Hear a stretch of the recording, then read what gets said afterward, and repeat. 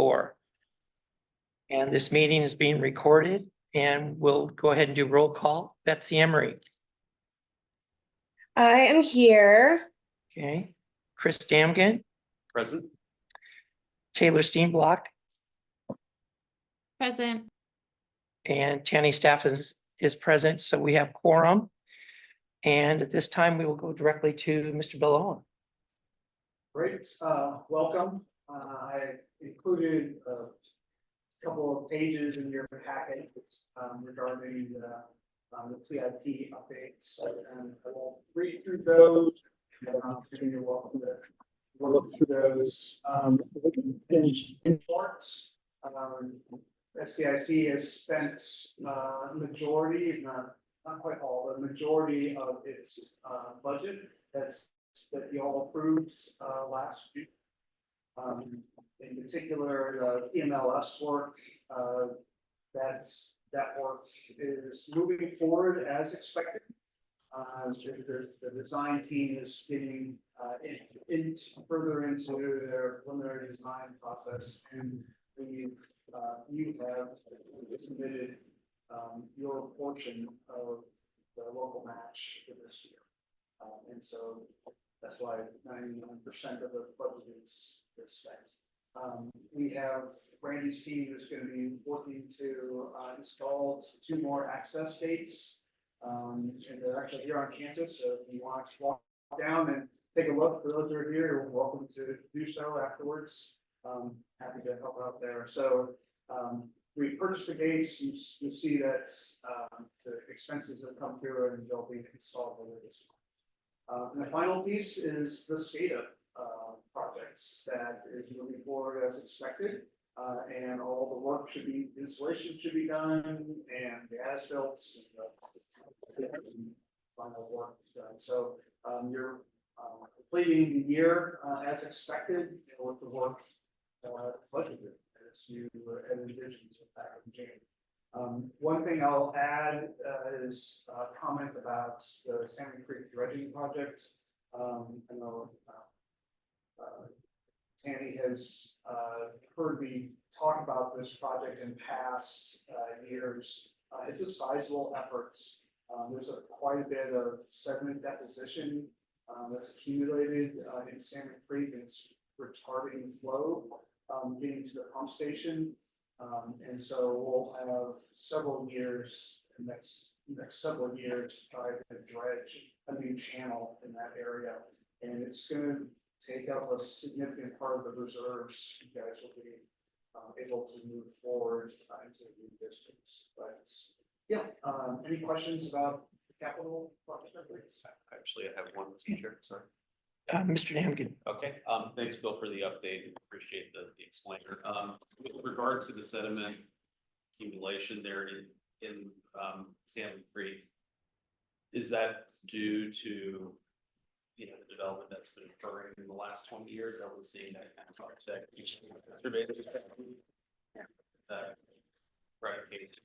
maintenance obligations for the successor districts long term than what we historically have done out there? Yeah, certainly just the physics of sediment movements suggest that if there's more water coming into the channels, which would indicate there's more sediment entrained in the water. So with more impervious area, the water will be moving faster, and so there's more sediment getting in there. The Trip Weir wetland area does a great job in trying to retain a lot of that from that property, but Salmon Creek drains, of course, much more than that. And I would safely suggest that development's contributing to it, but I don't know. Randy might know when the last time we dredged out there. It's certainly not been since I've been with the district. It's been decades, I would think. Yeah, so part of it is just long-term maintenance that we haven't been doing, and it hasn't been critical yet. And so I haven't asked the SDIC board to act in recent years, but I think the time has come.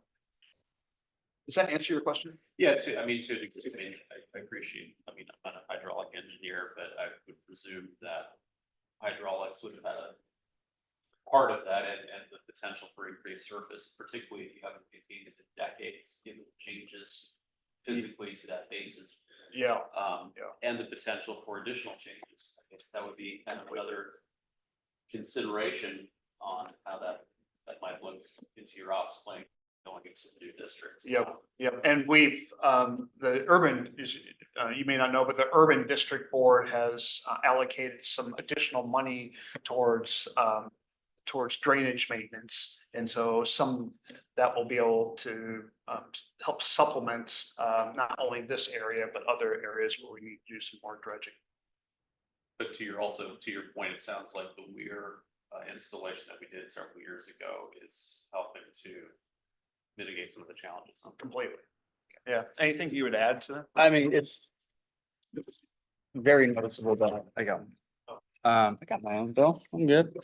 There's so much more water coming in with the developments over the years. It's to the point where it has been the last few years critical for that weir structure. It does help us in dang near every big storm to alleviate the pressure on the pumps. So a lot more water coming in the system, and to the point of the weir, it's a good thing that we got that there.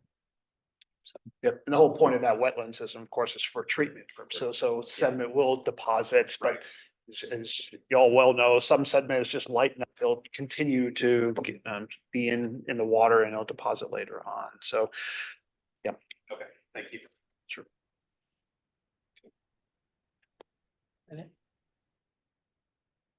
Yeah, I'll just a quick update. I know this is the last SDIC board meeting, so just thank you very much for letting us be a part of all the work that goes on out there. And I can say really confidently, like, the system is in good shape.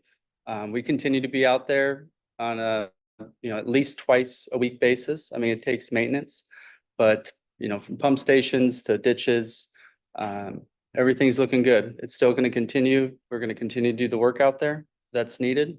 One big thing to highlight is, I just spoke about the weir structure that's operating perfect and has really become a big critical piece of how we manage rainstorms for the bigger rainstorms. Stuff happening right now. But I just kind of want to say, big picture, we've done good work, and I'm excited to keep doing that. And thank you for all the support to get that work done, from the CIP upgrades to just giving us the resources we need to keep maintaining it. So big things this year, we were able to get a really good herbicide applications out there on the levee system. Levee system's looking really good. Probably be out there, and that includes all the levee, the 52 tow drains. So we're staying on top of that and feeling really good about that. And one big thing we're just to kind of note and understand, one of the challenges we're dealing with out there is the aquatic plant life in the pump station forebay.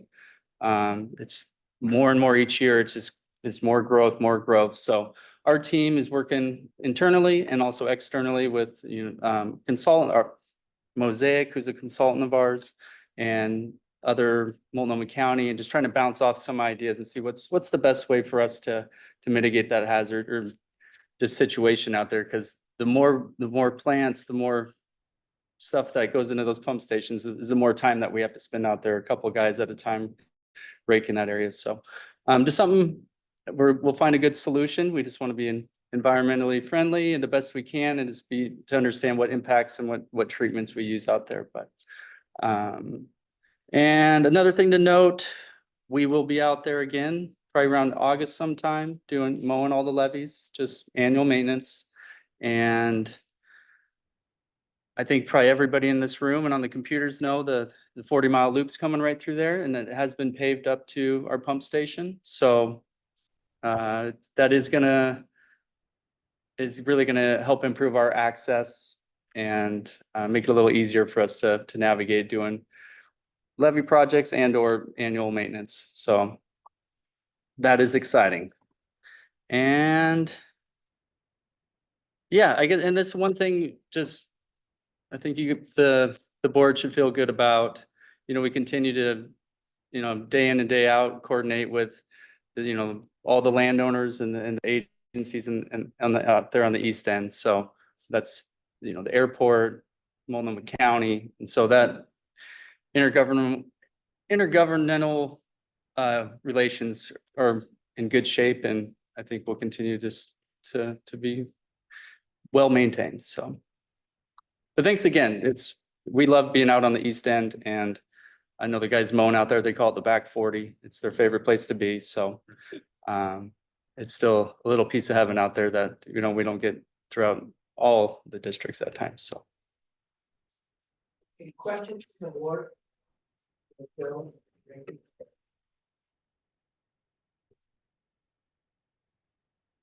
I just want to thank you guys for all the work that you've done. It's a big system and it's hard to keep it going, and just thank you for everything. One question on the 40-mile trail, is that going to be impacted at all by the new pump station? I don't believe so. I haven't really seen, I don't think the footprint is actually completed, but I can't imagine we're gonna be butting up against that. I don't think. But it depends on where it's Yeah, at, so. The Corps' initial vision of where that pump station is kind of on the west side of the creek. There, so it'll be down below where the trail is, so that part will be affected. There'll certainly be affected for construction access during that phase of it. The one place that might have it overlap is the pipes that actually go over the levee. We would have to figure out, I'm not sure what the construction method will be, that may end up doing just a directional bore, so there'll be minimal impact on the surface. Could be open cut, then there'll be much more impact. So that's a TBD thing, but it should be relatively minimal because the pump station site is gonna be a little further away from the train. Great. Thank you.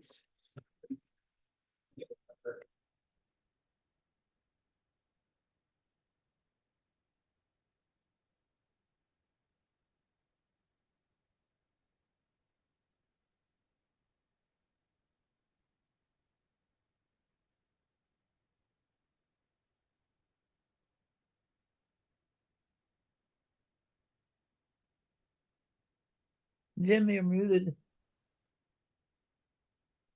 Thank you. Sorry, I didn't turn my microphone on.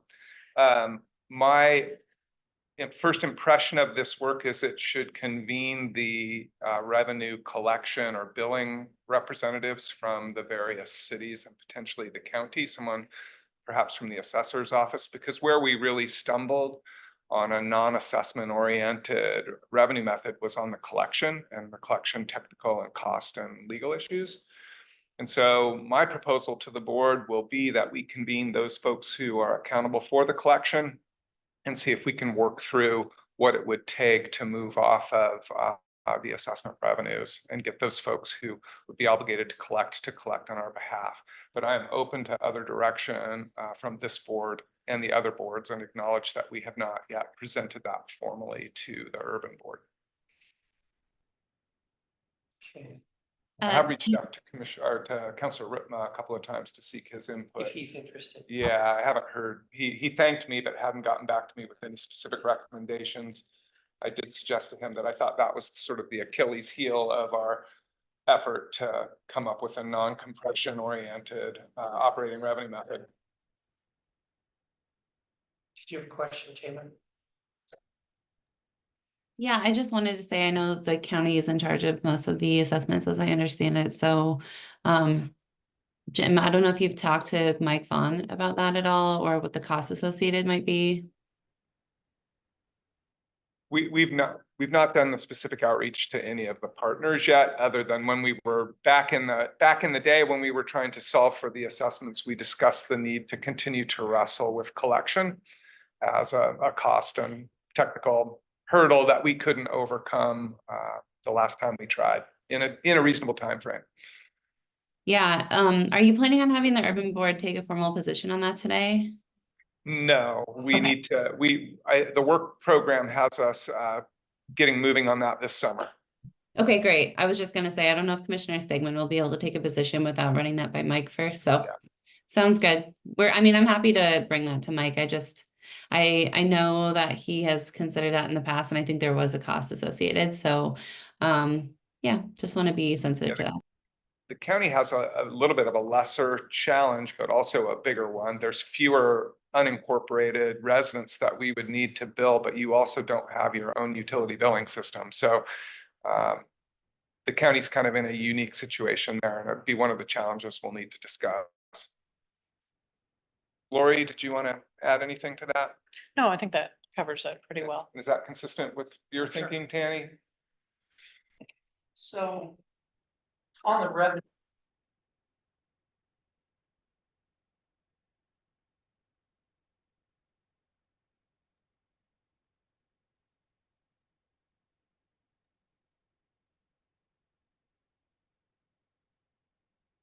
Kenny, I think you're muted.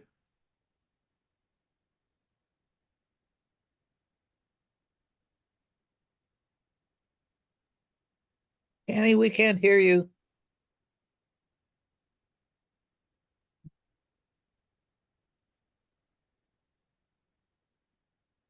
Is this any better? Yeah, I can hear you now. Okay, good. Okay, so Troutdale's had issues with us, with East County possibly paying more because of compression or whatever development, those types of things. And so we've been kind of watching this as it's gone on. What I'd be looking for today is I'd like to make sure that SDIC has some type of representation on this committee. Just because of the issue that it's been for the stakeholders. And I think it's important. And I will tell you where we're at is it's because of a lot of things. There's a lot of moving pieces to this. So it's taken a while to get some of the numbers, but the numbers that we have now, right? When you look at SDIC, their assessments are going to go up overall 15.7%. Their general assessments from where they're at now. Now, when I first did this, I took 24 businesses, which was 36 properties, and that group went up 31.6%. And that was everything from FedEx and Amazon to Sherry's Restaurant and just kind of a general up and down. And so I will send you the information that I have just so everybody has it. So you guys can see what I'm talking about when we get done here. But those went up quite a bit, so did a little further analysis, and overall, we're gonna go up 168,498 for 15.7%. But we also should be aware that based on the model that we're using, you've got 20 properties that are going down, and those total about $76,000. And of that, 54% for 54,000 for 71% of those are government-owned properties. And 21,000 representing 28% of that number is privately owned properties. And I think those are just some things that we need to be aware of going forward. I don't think it changes anything, but it's just something that we just need to know as a board. Questions? Mr. Dampian. So when you say the government-owned properties, are these properties that have actual assessed value improvements upon them, or are they unimproved property? They are both. Okay. And was there discrepancy between those that had improvements on it, saw their rates increase as a result of the impervious surface coverage, or was there a discrepancy there between? I didn't check impervious surface. Okay. Seen too many numbers at that It's a point, lot sorry. of numbers, but I think that's an important, Distinction. and I'm sorry, I don't think I had my mic on. Can you folks at home hear better now? Okay. Sorry about that. The question, for the record to repeat, the question was about the government properties, were they improved or unimproved?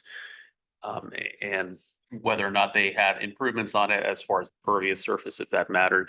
And I think that is of potential interest too, because there is a lot of government owned property in the district, but a lot of it is also unimproved. Right. So I think that might be, I'm sorry, go ahead, Steph. Two things for you. Yeah. First, the numbers that Tanny have, we didn't have the impervious surfaces for 24-25, so we used 23-24. Sure. We're in the process of auditing those 24-25 numbers now. Okay. Okay, And some of them are changing. Yeah. right. So we're monitoring that, and what I've been watching is are we fairly consistent between what we were projecting and what we're seeing in the assessments, and we're seeing them go a little bit down for SDIC properties in general. Not a huge amount, but we are seeing them reducing a little bit now that we've got the new updated impervious surface numbers. The properties in SDIC were not subject to compression prior to this upcoming year. So part of what you're seeing in those reductions is due to that compression. So it's not an allocation issue at all. It's the fact that we're implementing compression now. So if you've got a government property that is unimproved, Right. then the real market value is going to be lower, and you're gonna see some compression because of that $10 per thousand limitation on general governments. So it's complicated, I guess is what I wanna say, and there are a lot of factors.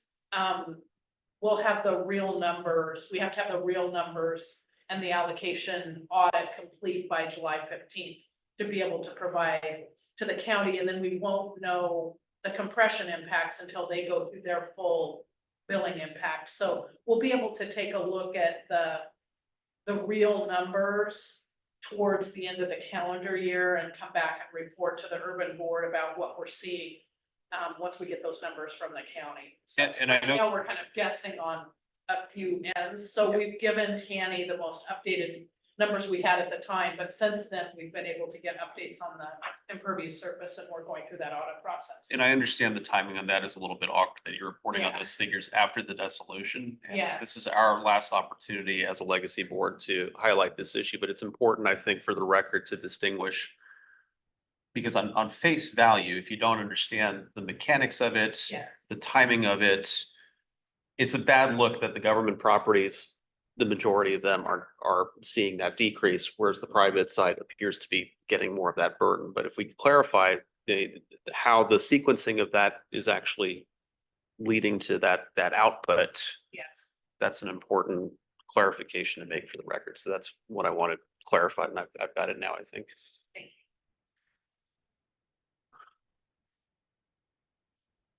No further question for me. All right. Any other questions from the board? Mr. President, how would you like to ensure? How would you like to ensure that SDIC representation? I know you'll be on the urban board who will make selections, but I'm comfortable with that direction. Can help you implement that. But if there's any specific direction you want to give for staff, we can talk to you, or we can talk to Dave or Ray, or what's your, and I'm willing to work with you later, but I want to follow through and say, okay, let's figure that out. So I want to pitch that out there today because I do think it's an important issue, and, you know, no matter how you slice it, this is costing more than what we told people it was going to cost years ago. So I'm trying to be aware of that. I'm trying to be sympathetic to that and make sure that we're doing our part on the revenue model to make sure everything's as close as what we told people it was going to be. And so with that said, I just want to put this out and make sure that someone from this group, one of you, Brian, me, whoever, is at the table to represent us on this issue. Dare I say, am I hearing a volunteer? I didn't say that. I'm giving everybody the opportunity. I think honestly, Mr. Chair, because you introduced this as a concern on behalf of the city of Troutdale, unless I misunderstood that, it probably should defer to then a city representative as opposed to a board that's going to be dissolved here in 3 weeks. I think it's perfectly reasonable for the city to have representation, since that's the bulk of the geography and the bulk of the impacted properties we're talking about. I mean, as Jim mentioned, I mean, you know, the city's still gonna have representation on the flood safety board. The port's gonna have representation. I don't know how the county and Metro might feel about it, but like, I would think it's appropriate for the city to be the designated party, so to speak, to follow through on these concerns. I guess it depends which baseball hat you want. Right. Or either one of you have a comment? No? Sorry, Tanny, you cut out there again. Did you have a question that you were asking Betsy and I? I'm sorry, I didn't hear you. You were cutting out. Was there something you were asking Betsy or I? I was asking for your guys, your opinion. Got it. So I think the way I'm understanding this is related directly to the fact that we're moving from a system that's not compression impacted to a system that is compression impacted. Is that kind of the nexus of the issue here? Yeah. So, I think the county has known and acknowledged that for a while. So, I think it sounds to me like what Chris was saying about having somebody from Troutdale elevate that concern if it's coming from the city of Troutdale makes sense. Tanny, I know you work really closely with the city of Troutdale. So if Troutdale wanted to delegate that to you, I think that could also be something that the city could do if this is a formal city of Troutdale concern and someone like Ray doesn't want to carry this forward. I think from our perspective, we've known, I mean, the county is responsible for property tax collection. So we have a lot more understanding of compression, I think, because of that. And so this isn't necessarily something that I feel caught off guard by, but I can understand the hard feelings around somebody saying, okay, a few years ago it was going to cost this and now it's going to be more, and being caught off guard there. So I certainly understand that is a challenge. I don't know that we would have anything to add outside of what the city of Troutdale has already elevated. So, sorry. Mr. Van. Are we good with audio? Sorry. Yeah, you and I got it. Okay. All right. I mean, correct me if I'm wrong, your seat effectively that you have represented on this board for years was on behalf of the city, correct? Correct. So I see no reason why you shouldn't be the person doing that. I mean, and continuing that, since you've also done the research on this and in a way that is representative of the SDIC board, continuing it on. I mean, I don't know, staff, if you need a resolution. Yeah, I see that, but I think the city is likely to appoint you to this board. Well, but if it needs some extra mustard for encouragement for the city to, not change horses midstream, if it's appropriate, I don't know do we need do we need to make a resolution, or do we need to Just make a signing statement, so to speak, on that, or? pass motion and staff can pass that along to the city with Tammy's help. Okay, I'd like to recommend Tammy. I would make that motion if that's appropriate, unless there's any other questions. I would just ask Brian, Mr. Sheets, his thoughts. Oh, yeah, I mean, so as far as the procedure, I mean, I don't think it needs necessarily a resolution. I mean, you can do a motion making that suggestion, or at least the board would be doing that sort of formally. I don't think it necessarily needs a lined out resolution, so you can make that motion and have that carry your intent forward. Just a motion. Yep. Okay. Unless there's any other question, I move to that. We recommend Chair Stephenson to represent the SDIC and its successor, and this on behalf of the city of Troutdale to participate in these ongoing conversations related to compression. Any second? I can second that. Okay. Okay, we have a motion and a second. All in favor, or any discussion on the motion? Sorry about that. No? Okay, everyone, all in favor signify by saying aye. Aye. Opposed? Okay, that carries. Okay, on to the next subject, which is dissolution. Do you want to talk about dissolution? Or you want to? I don't know that I have a ton to say. I guess I would take the opportunity to say thank you to SDIC for over 100 years of service.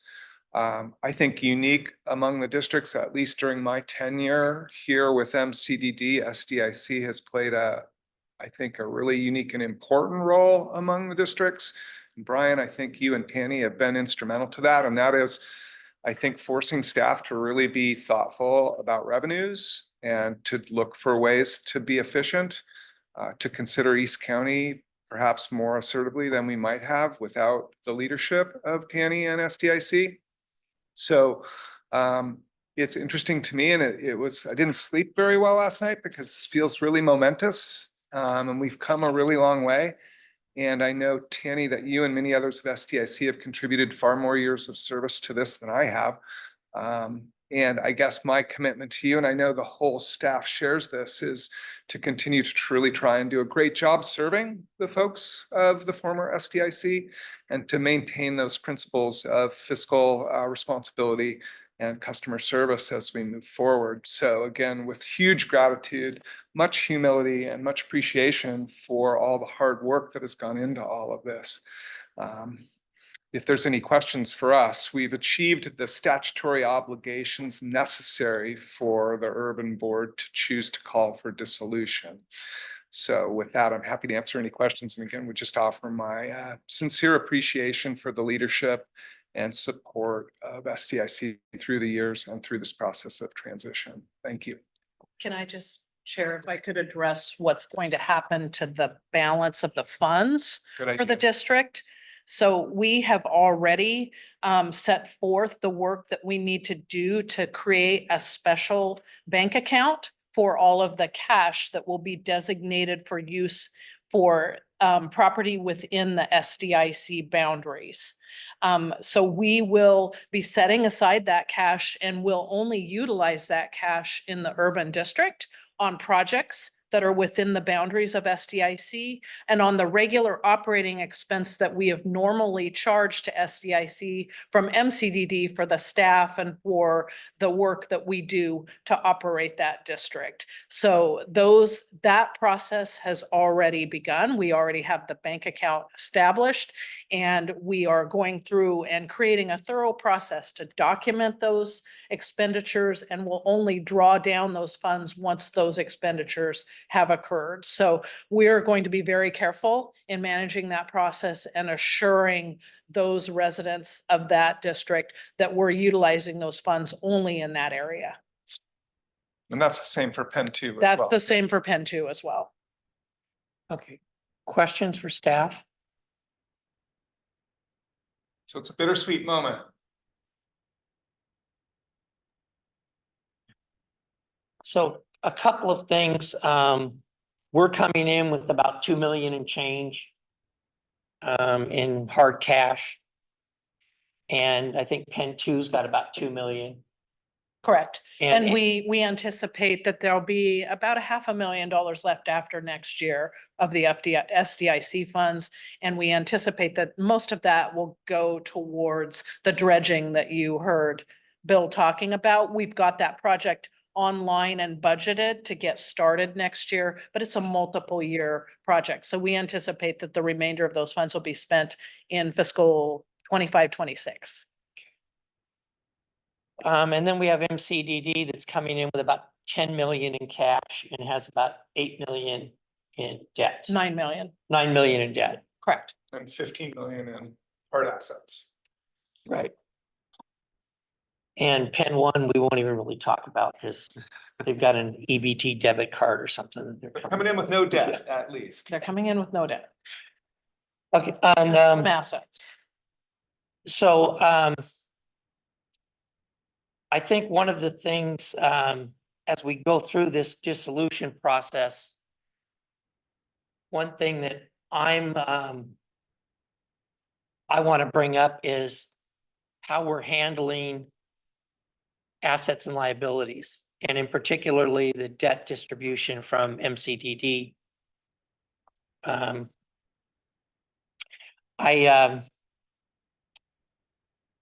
seen a list or a sub list of what the items are. A lot of those are MCDD assets directly.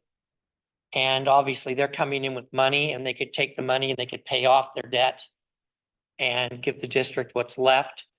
The disadvantage to that would be it's at a very good interest rate. And so you could be borrowing money on the urban district side at a higher interest rate to cover that. The only thing, and I brought this up, the only thing I'm concerned about is from a procedural standpoint, we end up, I think Jim, this is me personally, and I don't know how Brian feels about this. I think Jim's in a really awkward position because he's now tasked with, or what is the resolution that is planned to be passed today by the urban board has him negotiating the debt with MCDD, right? For the legacy districts to MCDD to the urban board. And I just think it's a really weird position for him to be put in. I just think it would be a better optic if we had something closer to what was discussed in ORS 550 that came out in March, which was there would be partners talking about this and deciding what goes where.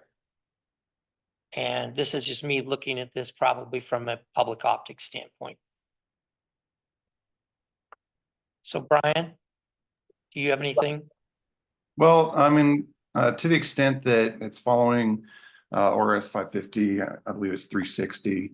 You can have it talks about the parties or their representatives. And so I think the backdrop on that is having if Jim is representing the urban flood safety water quality district, that the backstop on that is having a robust board that understands their position and understands their responsibility there. And so that'd be the backstop as far as having parties on equal footing. So to the extent that the MCDD's board understands their role on that, I don't know how much influence we necessarily have on that, but to the extent that it would affect the debt distribution for SDIC. It's kind of hard for me to put a firm foot on it, but it's really up to the MCDD board. Questions for me or Brian? Yeah, I'd like to just maybe ask Jim. I know there was a statement there where Jim is in an awkward position. Jim, do you have anything to add about the position you're in and maybe any plans or thoughts about how you want to navigate that? First, thanks for the concern. It is potentially awkward. I guess that for the board's information, when staff reported out from the last urban meeting that some members of the urban board were interested in a surcharge on former MCDD properties to recover costs of the debt, they convened a meeting and directed staff to tell the urban board that if the urban board does not accept the debt, staff has been directed to pay off MCDD's debt. And that would leave the urban board in a position where they would have to take on higher cost debt. So while it may be awkward, we do have the specific agreement in the urban board's packet. The MCDD board is comfortable with that agreement, and really the only choice for the urban board is whether they want to pay a higher interest rate or not. And so once the board makes that decision, MCDD has already made clear their direction to me. So I think it will go okay. I am also very open to the urban board changing how they want to handle that. And am again trying to provide service and have no objection to a different process. But again, I do think the decision is really quite straightforward, and staff is prepared to implement either decision. So if the urban board chooses to not accept MCDD's debt and MCDD pays it off, we have a short-term finance plan in place and we're prepared to implement it, ready to go. So operations will continue regardless of the decisions of the two boards. MCDD has made its position clear. So the only once the urban board decides, there's really not much of a negotiation left. But again, I appreciate the concern, I appreciate the optics, and would be happy to work in any amended way that the urban directs. Quick follow-up. I just wanted to ask, so as it relates to the difference in interest rates and the financing plan, how does that impact, all of the other financing things that we're working on right now? I mean, we have the bond that's passed, now we have the federal dollars, we've got that project, we've got some other projects. Does this mean that we would have to go back to the legislature for additional funding, or like what is that impact and how big is the impact? That's that. I'll address that. So the impact over a 15-year period is about an additional interest cost of $2.5 million for the urban district. It does not impact the geo bond or the geo bond projects. It does impact the ability of the urban district to start talking about capital reserves, to start looking at other sort of long-term planning that we were going to have the flexibility to do with that $10 million worth of cash. So in the end, it doesn't impact the operating or capital budgets at all. It really is a cash flow question. And you know, I'm presenting this to the board here in just a few minutes, but the real issue is, do you want to start with some cash and always have that cash on hand in the first 6 months of operation? Or do you want to operate like many of our local governments do and have tax anticipation borrowing for those first few months until you start to see the assessments come in? And obviously, we're playing with a pretty big crystal ball here because we don't know what's going to happen with the revenue committee and where we're going to go with operating revenues in the future. So I'm assuming that we're operating for 15 years under the model that we're implementing in year one. We don't know if that will be the case. So there's a lot of things that could change, but really when you start to look at the financial impact, it's truly a cash flow impact for the organization. And, you know, our staff recommendation is keep the cash, because that puts you in a more solid position and we can start to do some planning around reserves and new responsibilities and those sorts of things for the district. But we are able to operate at full capacity with short-term borrowing as well. And that's a very normal process and is actually authorized under the ORS. So either way, we can make it work. It truly is just a policy direction for us from the board. And then just to be clear, the urban board doesn't accept the debt. MCD is going to pay it off. There's no debt. There's no negotiation. There's no debt agreement necessary. So. Okay, and if there is a debt agreement, though, that's when we have I guess that's the keep the cash option. Is that Yes. okay? Yes, and the MCDD board has looked at the draft of the debt distribution plan and they did not have concerns with it as it's drafted. And that's the same draft that the urban board members are looking at again today in their packet. So we worked with Jeff Condit on this process and he made the recommendation for this. He actually wrote all of these documents. I didn't. So he felt comfortable that this truly was not a negotiation as we're talking about. It truly is just a decision on the urban board whether they want to keep the cash or whether they want to move forward and operate in a way that many of our local governments do by doing that short-term borrowing. So he didn't have the concerns about conflict of interest that have been brought up here today. I think really because it is kind of a straightforward question and the MCDD board has looked at that draft and hasn't expressed any concerns. We are asked, what we have put in the resolution for the urban district is if the MCDD board does come back with any significant changes to the debt distribution plan, that would need to go back to the urban board and the urban board then would be supporting that negotiation. It wouldn't be up to Jim to make those decisions. So if there are any significant changes, that's going to go right back to the urban board. It's not going to be Jim caught in the middle to figure out how to make this happen. So just to be clear, I'm not advocating that we throw a rock into the debt distribution plan. at all, and I'm not advocating that we take on added debt and added interest. The only thing I'm saying is, I think trying to be consistent with 550, which was people coming to the table, and basically you bring your stuff to the table and you figure out what's what and you move on, right? And that's all I'm saying is I don't know that we're being as consistent with that plan with 550 as what 550 says. Ryan?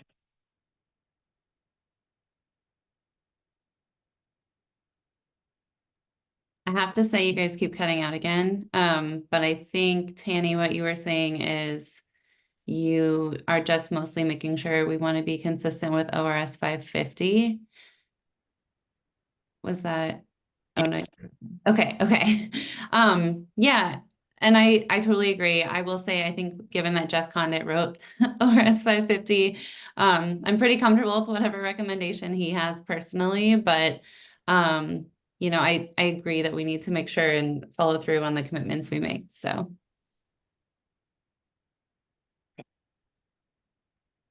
Brian?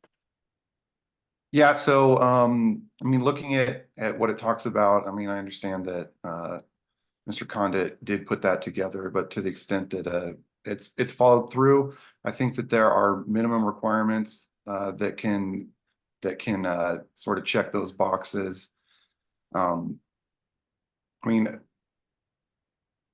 I don't know. I mean, I'm trying to think of a way to possibly challenge those kinds of things, and I think that the minimum standards are going through and being met. I mean, I don't necessarily think that a full-born negotiation where there's people arguing about the different things. I mean, I think that there are the minimum standards that it talks about, and to the extent that it's been explained here, I think that those minimum standards are being met.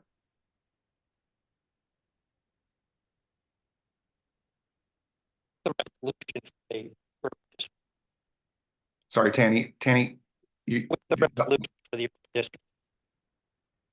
your audio is cutting in and out, and it's kind of hard for me to understand. So I just want to make sure that everyone can understand you. With the resolution for the urban district.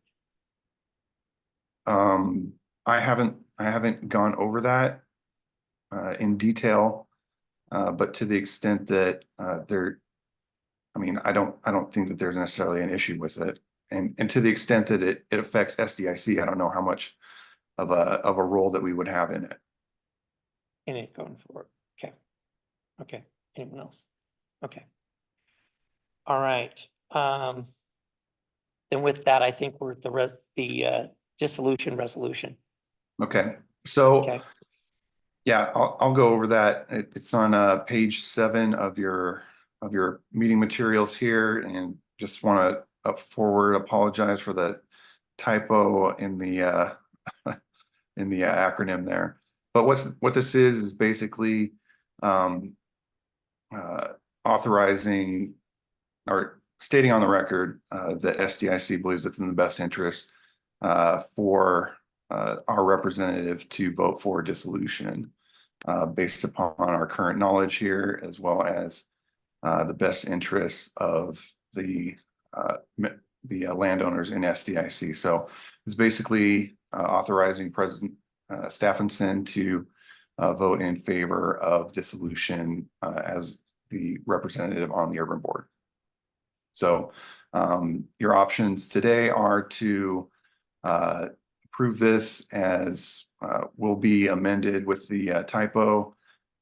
You can change it, you can add to it, or you can reject it. So those are your options. Okay. Questions for Brian?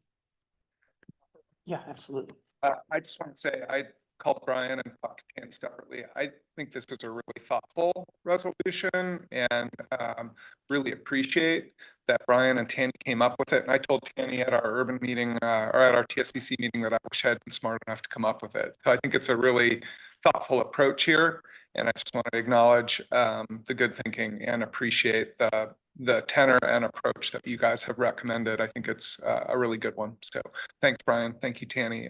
Nice work. Questions, discussion? Okay, so with that, I'd take a motion on the resolution. Mr. Damkin, Mr. Chair, I move to approve the resolution as written with the proper Scrivener errors corrected on the abbreviations and the name of the district. okay, do we have a second on this? I'll second that. Okay, we have a motion by Mr. Damkin, second by Ms. Emery, to approve resolution 2024-06-01 as amended. Any discussion on the motion? Okay. Mr. Damkin, Aye. Ms. Emery, Aye. Ms. Steenblock, Aye. and Stephenson votes aye. That passes unanimously. Okay, so you guys are still on the hook till the end of June, okay? So in the event that this is our last meeting, I would like to say it's been an honor to serve with all of you. And it's been an honor to serve the district. And I have nothing but the utmost respect for each one of you for the work that you've done to further this along. Mr. Damkin. I want to recognize you, Mr. Chair, because you've been on board for a number of years, and in this leadership capacity, you've burned the midnight oil on a lot of documents, and also Mr. Sheets for your assistance during the transition as well. It's been a privilege to work with you, and just want to acknowledge also the staff for all of the paperwork and preparation done to prepare the board so we can make good decisions, and best wishes moving forward with the new district. Thank you. This has been a huge thing. Anyone else have anything before we adjourn for the day? I just want to say, I've been kind of watching this unfold, and this is a really unique experience and situation. It's kind of rare that you have something so fiscally and policy-wise complex that comes all the way from start to finish in the way that we are kind of finalizing in the next month. And I think we see a lot of people who lose heart in the political process, and this is an example of how we can do it collaboratively. So I just want to say, I think that's really amazing. And I want to just take a minute to appreciate that and thank everybody who has been bold enough to stand up when they have something they want to talk about, committed to the details and the transparency that I've seen from MCDD staff who've been giving us every possible piece of information we've ever requested, which is evident in those huge packets. And all of the time that everybody's put into this, both on the SDIC board and the urban board, and then all of the other citizens and folks who've engaged too. So I just, I'm a policy and a government nerd at heart, and I think this kind of thing is really fascinating, and I'm really grateful to have been a part of it and to be able to witness all of the work that went into this and have all the conversations we've had. So thank you for everyone's leadership and support and willingness to engage. Thank you, Taylor. Okay, if no one Hey, has Mr. Chair. anything, Mr. Sheets. Yeah, I just want to say thank you to the SDIC board for employing me in this endeavor. Definitely appreciate the opportunity to work with you as well as to advocate on your behalf. And so I want to thank the board itself, and then I want to thank Jim and the MCDD staff for working with me on the different sort of issues that we've had. Definitely appreciate the candor as well as the willingness to work on those issues and not and understand that the SDIC's position on the different issues and the willingness to work together. So definitely appreciate that. And so everybody in this room has my respect and my appreciation for the willingness to work together. So thank you so much. Okay. Do you have any final? We're planning to convene format on the 20th, so you can plan for that. And we do have our party on the 18th. And I just want to reiterate, Tanny, thank you for all the work. Thanks for being a great advisor, a challenging board member in the best way possible. And I look forward to working with you at least until January. So you're not going away, and we're going to continue to try and do a good job and build on the tradition of working with the folks out in East County to make sure that your needs are met. And so, again, you've been part of this for a long time and you've done a great job. So thank you. Thank you. If you look back at where we were and where we are, it's, as Taylor said, you know, it's an incredible process of transformation, and won't say there hasn't been some bumps along the way, but we've gotten there in a collaborative and positive way, and just thank you all so much for all of this. And with that, we will see each other at the format coming up. So with that, I'll take a motion to adjourn. So moved. Okay, second? Second. Okay. All right, we have motion second to adjourn. All in favor? Okay, we are adjourned. Thank you all so much. Appreciate it. Good job, Mr.